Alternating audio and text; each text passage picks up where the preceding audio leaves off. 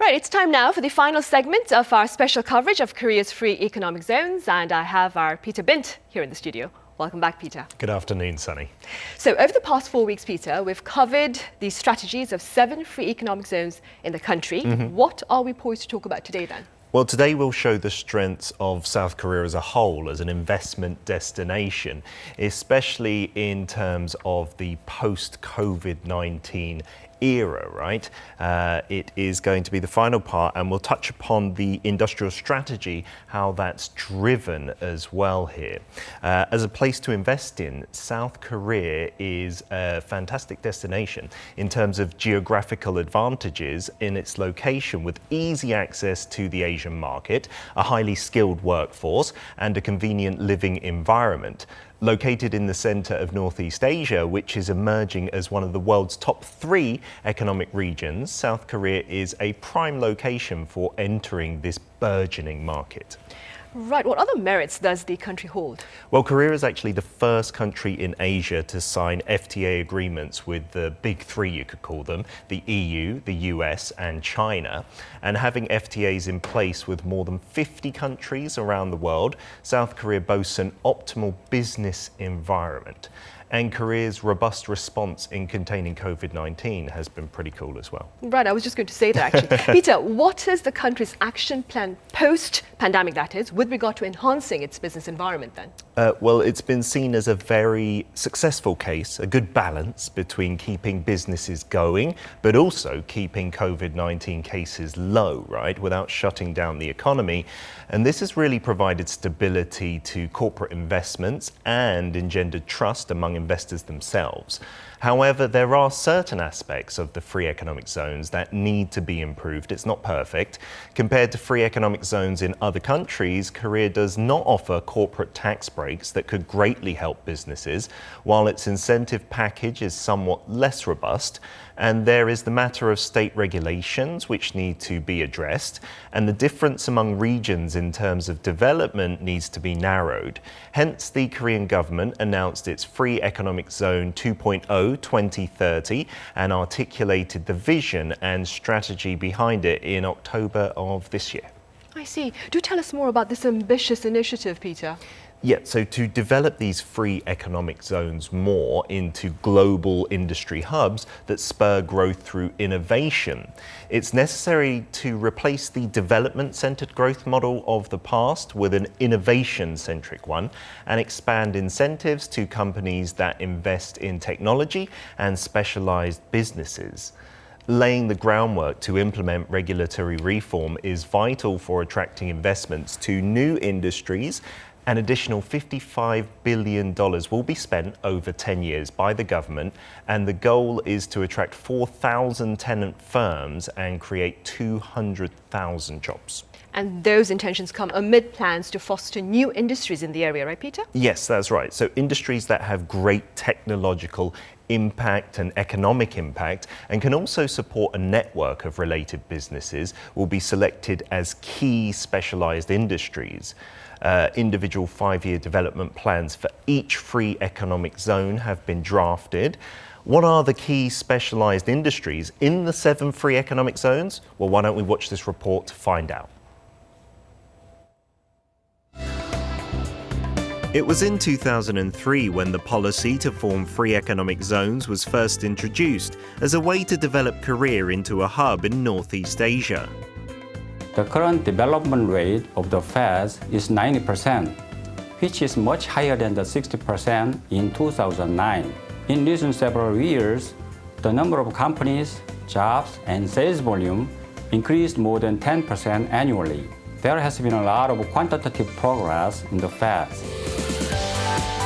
The IFEZ focuses on biotech and knowledge-based services. The BJ-FEZ supports integrated logistics, advanced transportation modes, and machinery parts. The G-FEZ fosters chemical materials and steel-related businesses. The GG-FEZ nurtures electric vehicles and unmanned vehicles for ground, sea, and air. The DG-FEZ assists information technology convergence and advanced medical care. The CBFEZ promotes biotech and transportation equipment parts,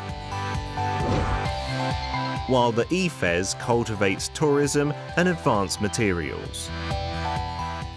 Now is the time to foster the qualitative growth by creating an ecosystem of innovation in key industries.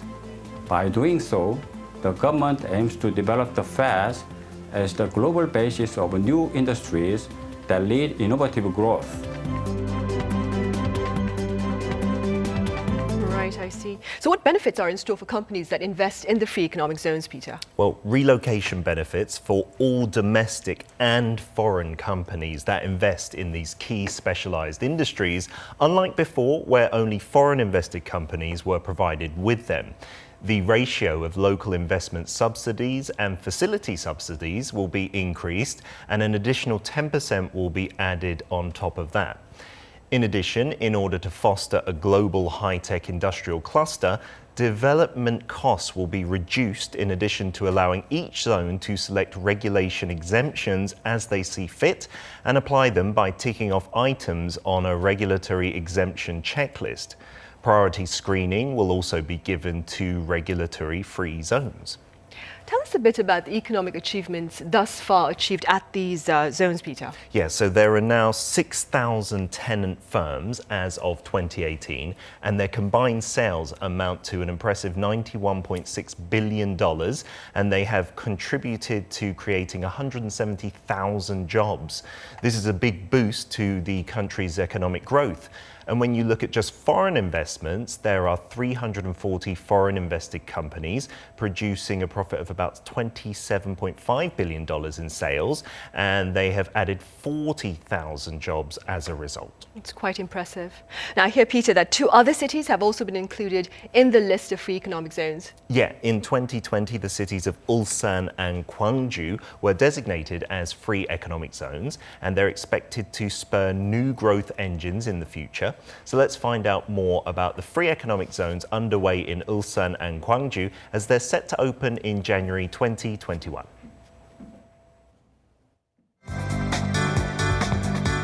Ulsan has been the center of Korea's shipbuilding business and automobile industry, in addition to being an energy hub in Northeast Asia.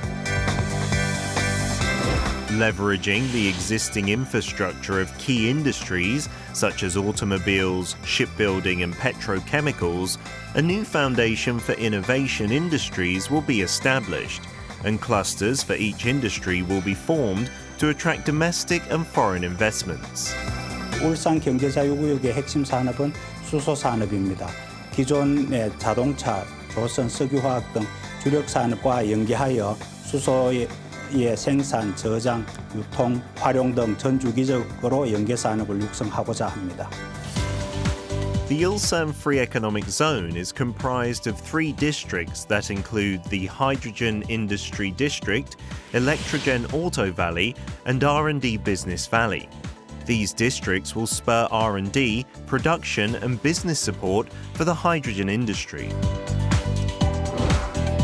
Gwangju City has designated the BitGreen Industrial Complex, Gwangju Energy Valley, Urban High-Tech Industrial Complex, and High-Tech District 3, which are state industrial complexes for advancing the fledgling eco-friendly automobile industry as free economic zones.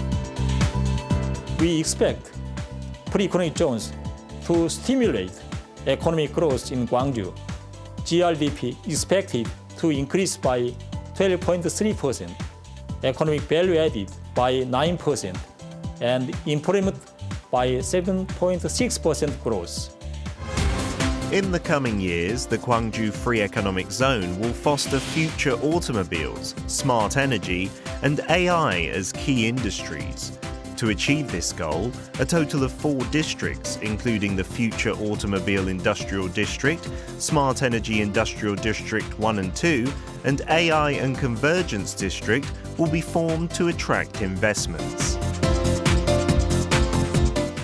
Right, so the Ulsan Free Economic Zone will focus on the hydrogen industry, while the Gwangju Free Economic Zone will foster the AI convergence. That's right. First then, what makes Ulsan an ideal place to invest in? Well, Ulsan is the nation's top producer of hydrogen, and it already has an impressive 130-kilometer long hydrogen pipeline and 10 hydrogen charging stations, which makes its hydrogen infrastructure the best that we have. The country also operates a demonstration center for hydrogen fuel cells. Being a regulatory-free zone and research and development special zone, along with the presence of the Ulsan National Institute of Science and Technology, Ulsan has a strong ecosystem that can provide long-term support to the development of new technologies for the hydrogen industry. Meanwhile, what does Gwangju have to offer?